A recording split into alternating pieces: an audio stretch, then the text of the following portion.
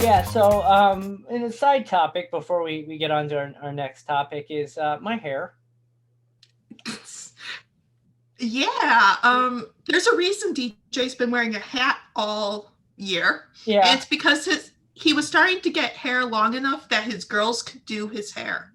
and they were one of my girls. My hair was actually longer than hers, and I was getting threatened by my wife. Ooh, I sent the girls a hairstyling kit. Yeah, and like it was like a million pieces, and probably 90% of them are lost now. So hey, I there's got my point across. yeah, there's this it's very clearly made in China toy, and there's a toy hair dryer in there too, and there's a fan that it's supposed to blow air out of there, but it doesn't really blow air out of there, and it smells like plastic is built in when you turn it on. You didn't have to put the batteries in. I'm just like, this toy is gonna kill us all. If the pandemic doesn't get us, the melting plastic smell will kill us. So For the record, I sent the toy and like the link to your wife before I bought it to get her blessing, so I wouldn't send toys with no one knowing. see, so I went. It was 10 months. I had a haircut about a week before we were sent home. It was like literally like the 28th or 29th of February because this year was a leap year. And I'm just like, you know what? I'll just get a haircut when I go back to the office. And then we kept pushing back the start date, pushing it back, pushing it back, pushing it back. And next thing I know, I'm having to use like hair clips and hair ties to hold my hair back because I can't see. And the one night I'm getting ready for bed. And my wife walks into the room and she just goes, "Oh, you're gross," and walks out. She's like, "You're getting a haircut this weekend. I'm just gonna trim it down, get the split ends." And I'm just like, "Okay, fine, whatever. If it'll get you to stop calling me gross and hurting my self esteem, fine." Viewers who are watching this video, if you're listening to this, go to the YouTube page and fast forward to whatever time this is on the video. She butchered my It's hair. worth it. She butchered my hair. I look like Turn around. yeah, okay, I'm turning around. Oh, you can't really see it. I know because I've been using hair growth formula to try to bring it back. Thank you. Oh, it's also helping with your bald patches. Thank you.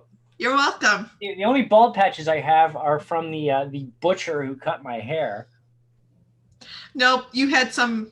You were starting to I am lose not. your hair. I am not. You are. It's your old age. No, I am not. My hair was fine until it was butchered. It looks fine, DJ. You could probably lose the hat. So no, I'm keeping the hat on because that's now the thing. Anyway, and it's good branding. So, I'm sitting in the chair getting my hair cut, trimmed, and I'm actually I was posting the pick of the week, which is a good segue because we'll talk about that in a second. I was posting the pick of the week. I was posting writing up the social media post. So I wasn't really paying attention. I'm sitting there with my phone and I'm just, I'm typing it out. And then I looked down and I just kind of, my hair, what did you do to my hair? I cut my boyfriend's hair right now and he has not had one bad haircut. So he says, I still do it every couple weeks. I said, you know what? I'm not getting my hair cut again until I really do go back to the office now. So in another 8 or 9 months, it'll be right back to where it was, which it could have been so much better, but no, my hair was butchered. So before we move to the top or the pick of the week, we had some pretty big guests on the podcast this year. We did. And having the, I guess, advantage of sports leagues not going through the regular seasons on schedule, we took some chances and some swings, and we heard back from some people. We didn't hear back from some people. And the first one, I reached out just sheer dumb luck was Pat Hughes, the long time. This year was his 25th season calling, radio for the Chicago Cubs. And a man who should be in the Hall of Fame, he's not yet. He will be someday. That day should be today, but it hasn't happened yet. He runs the Baseball Voices series, where he does these kind of history albums dedicated to like the best announcers in baseball, or highlights of the best plays. He did one for the Cubs winning the World Series. He's a true historian of the game. So I reached out through his website, not expecting a response. A day later, I get a response from him directly, from his personal email saying, "So when do you want to do this thing?" And I about fell out of my chair. We did it that day, I think. We did it that day. We did it like 20 minutes later. He emails like, "When do you want to do this?" And I said, "Well, are you available tomorrow?" And he's like, "Well, tomorrow's probably not going to be good. You guys want to do it right now?" And I said, "Let's do it." We fired up the recording equipment. We got it going. We talked to him for probably a good 40, 45 minutes. Many, many great stories. We learned how he got his start. I mean, this is one of the guys where, he doesn't really have much of a Wikipedia page. He should. I mean, he's been around longer than most announcers that are still calling the game. You don't really know a lot about him. And we learned that just like, clearly the man is a hard worker, ultimate professional, and just learning how he came up in the, announcing and doing things that nobody ever thought to do of back then, with like preparing audition tapes and he made marketing materials for the minor league club he worked for. They didn't ask him to do this. He just did it. Because it made him better, but also too, like, that move right there is what got him into his first professional job, professional league job. He worked with people like Bob Uecker, or I guess still does work with Bob Uecker.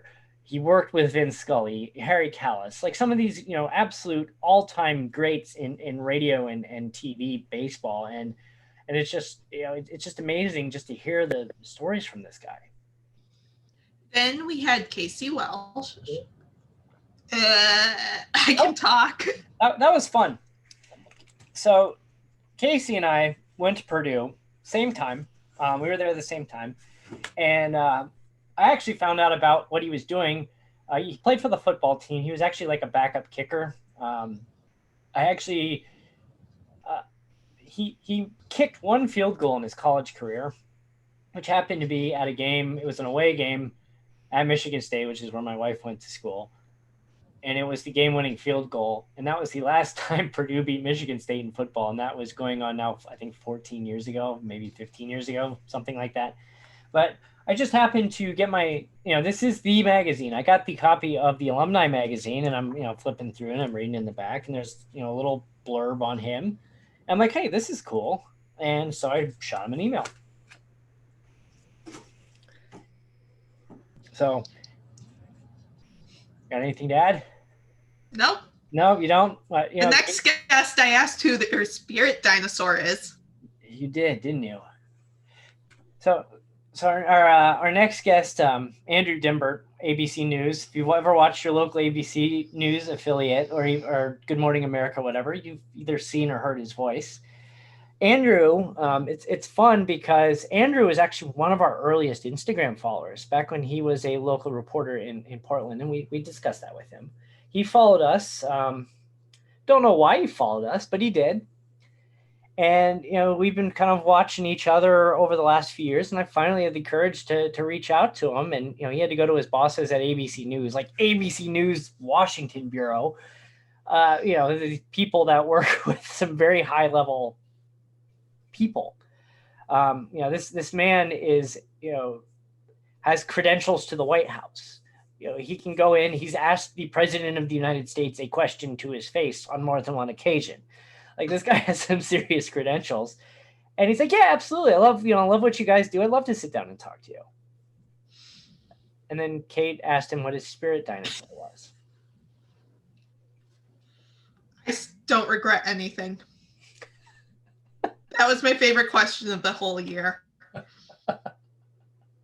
Which, by the way, I did my Christmas cards recently, and they're covered in dinosaur stickers. I'm not joking. Check your mail. Yeah, I feel like, I should probably go look at our mail someday. I'm pretty sure your Christmas card is actually still in the envelope downstairs. You need to check your mail. Okay. There's money in there. No, there's not. There's money in there. What? Why would you put money in the Christmas card? You open it. I just had like a really inappropriate joke, and I'm not going to go there. So then our next guest. Yes, I am. I am going there. Is it one of your cocaine snorting dollars that you sent me? There. How did you know? We went right back to the cocaine jokes. Yes. So our next guest was John Anderson from ESPN, and that was a fun episode as well. Another episode. Why is this guy talking to us? Yeah, but it was a fantastic time. Like he talked to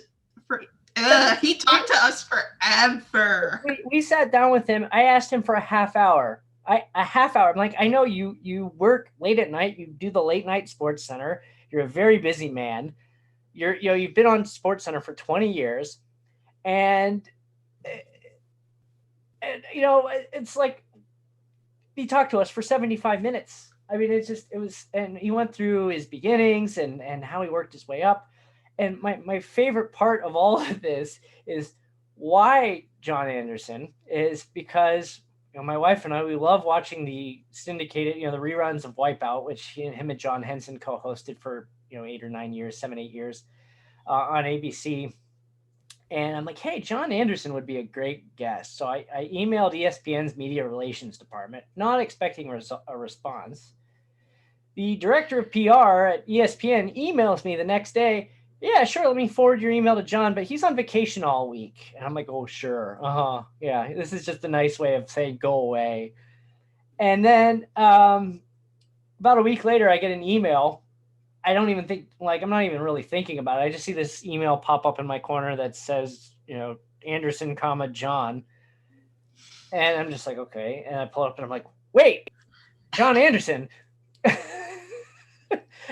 And his email literally says, hey, you mind giving me a call or just talk a little bit about this? And I said, yeah, sure. And he gives me his phone number. I'm like, what? This man is awfully trusting. Wait, so you're not supposed to give out your phone number? No.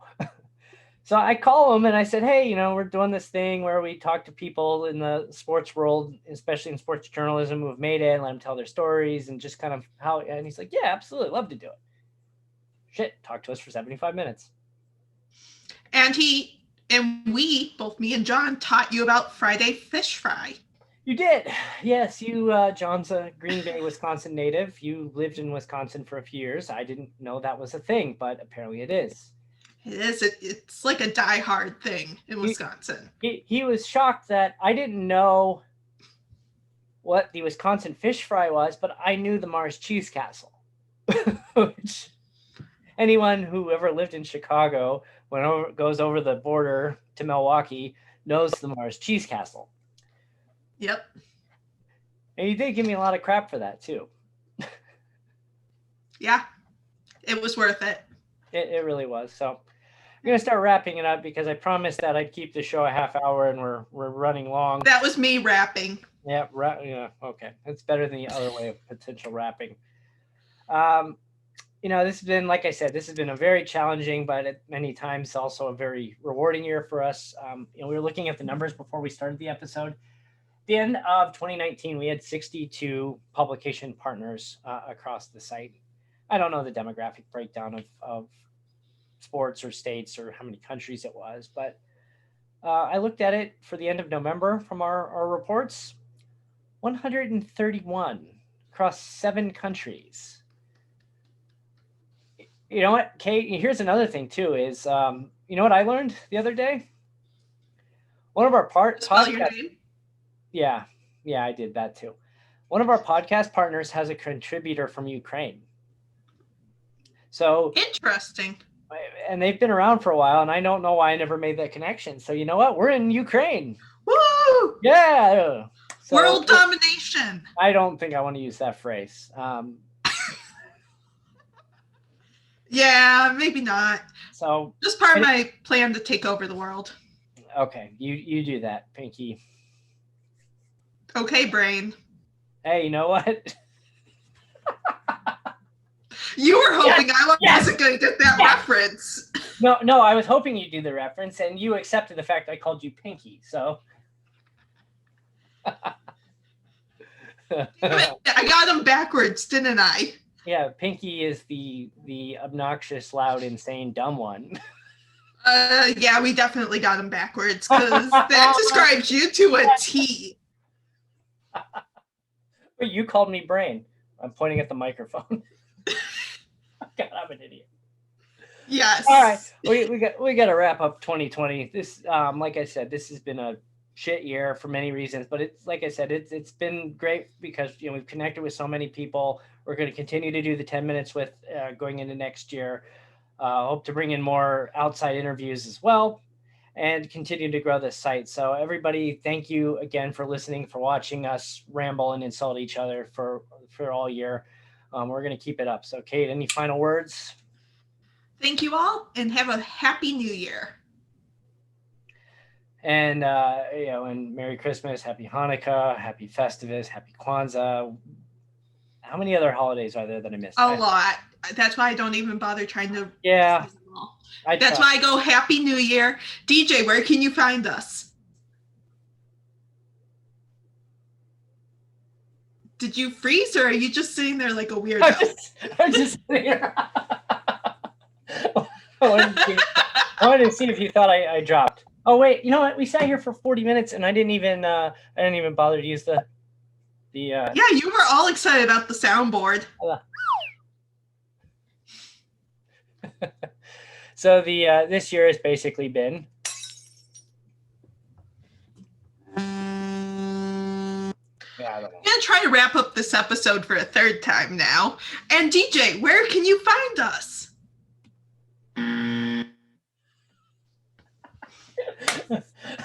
Find us at stadiumscene.tv. Join the network. Give us a follow at Stadium Scene on Facebook, Twitter, and Pinterest, and at Stadium_Scene on Instagram. And we're gonna get that Stadium Scene handle on Instagram next year, or I don't know what I'm gonna do, but we gotta get that. Can you We'll sue. We're gonna post on Twitter and we're gonna ask for suggestions. Okay, let's wrap up this episode. Bye. We'll see you in 2021.